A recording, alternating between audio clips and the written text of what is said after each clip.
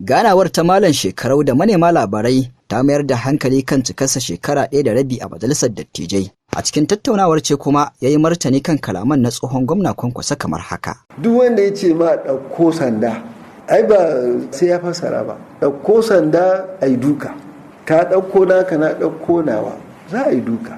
Shi ne nake cewar ni ne matan sun ce matarka ta ɗauko taɓarya da muciya ta yi jagora mu bita.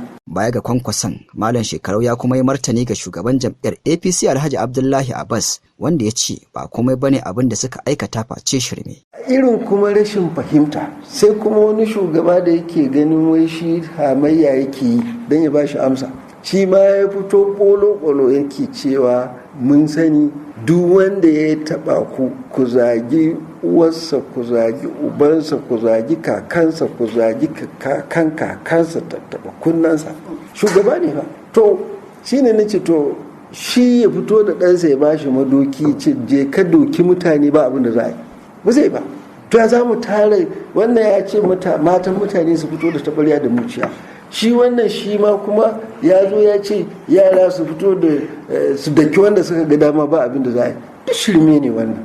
Wallahi ba taimaka al'umma muke ba. Har ila yau tsohon gwamnan ya yada magana ga masu cece-kuce kan ta'aziyar rashin mahaifi da ya je yi wa tsohon gwamna Kwankwaso tare da yin Allah wadai ga masu siyasar yawo da makami. Shirme ne dan ina so in ce kar a ku ba da kofar zalunci, zai ce masu ƙuri'a ku fito ku jazirce ku tsaya ku ga ba a zalunce ku. Duk wanda ya zo da zalunci kar ku amince. Wannan ya isa sako. An waye gari a Kano saboda zubewar al'amari. Na ce dabbata da yawan ku sun gani za a ce mata suna riƙe gariyo da takubba. Ga suna cikin media an fita campaign mata a saya a basu.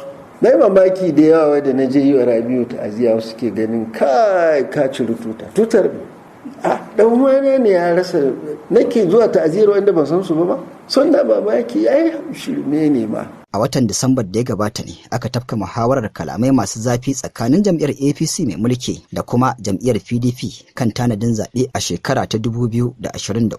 Wannan dai na zuwa ne daidai lokacin da ya rage kwanaki kaɗan a kaɗa zaben ƙananan hukumomi a jihar. Murtala Abdullahi Ɗansudu, Freedom Radio.